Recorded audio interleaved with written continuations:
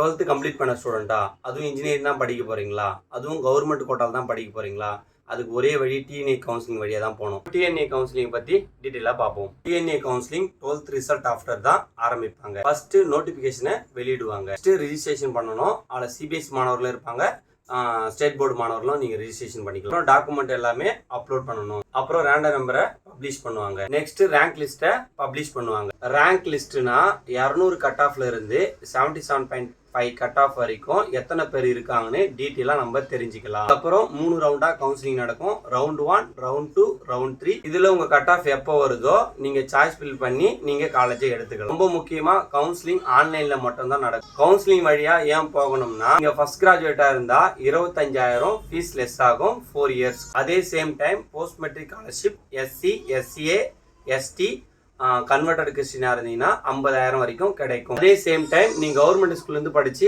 Engineering படிச்சீங்கன்னா தமிழ் புதல்வன் புதுமை பெண் திட்டம் மூலியமா உங்களுக்கு மாதம் 1000 ரூபாய் கிடைக்கும். 7.5 விழுக்காடு மூலியமா நீங்க கவுன்சிலிங் எடுத்தீங்கன்னா உங்களுக்கு hostel fees and tuition fees எல்லாமே வந்து பார்த்தோன்னா ஃப்ரீ. கவுன்சிலிங் சம்பந்தமா ஏதாவது உங்களுக்கு டவுட்ஸ் இருந்தால் நம்ம நம்பருக்கு கான்டாக்ட் பண்ணுங்க. நம்ம சேனலை ஃபாலோ பண்ணாதவங்க ஃபாலோ பண்ணி வச்சுங்க. யூடியூப்ல சப்ஸ்கிரைப் பண்ணாதவங்க சப்ஸ்கிரைப் பண்ணி வச்சுங்க. உங்களுக்கு ஏதாவது டவுட்ஸ் இருந்தால் நம்மளுக்கு டிஎம் கூட பண்ணுங்க. தேங்க்யூ.